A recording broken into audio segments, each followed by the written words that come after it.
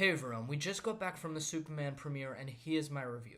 Superman is everything I've ever wanted from a superhero movie. It has heart, the sci-fi is insane, and it feels like a fantasy world come to life. The story in Superman is a classic one, and while the obstacles that Superman must overcome are filled with some insanely wacky science fiction, the core of the story remains simple. It's about the clash between Superman and Lex Luthor.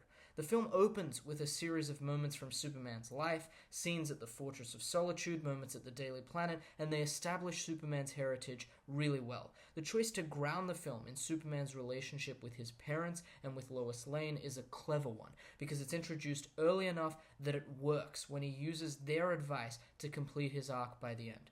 The second act is where the strongest parts of the science fiction are delivered, and what James Gunn dreamt up about pocket dimensions and black holes is genuinely unlike anything I've seen before in a superhero movie, ripped straight from the pages of the most imaginative and bizarre comic books you've ever read. The final act delivers solid action and manages to achieve a feat that few superhero movies have done recently, which is that the plot is resolved in a way that's surprising, satisfying, and makes sense. It's not overly complicated, making it a great film for all ages, but it retains enough surprises that it's engaging. The addition of the extra villains and the supporting heroes also works surprisingly well. Gunn's script gives each character their moment in the spotlight, but Superman remains center stage. One standout worth mentioning, though, is Mr. Terrific. As the member of the Justice Gang with the most screen time, he's charismatic, funny, and brilliantly intelligent.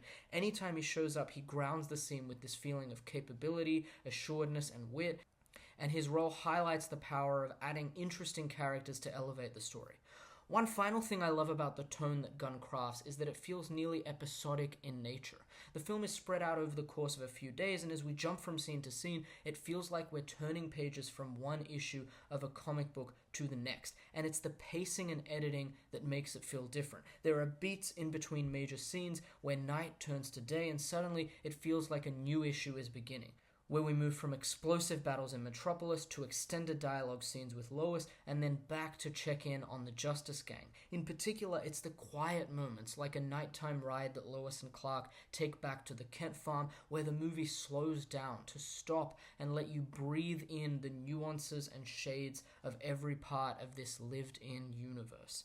The performances of the cast, though, are what truly strengthen this film. David Corenswet is amazing as Superman. He nails the essence of the character because he understands how to deliver both the highs and the lows, from his hugely expressive performance in action scenes to the gentle and sincere tone he takes when having honest conversations with Lois. There's a scene where Lois interviews Clark, and in that scene, both actors move effortlessly from playful banter to seriously combative argumentation, and then sincerity and regret, all within 10 minutes.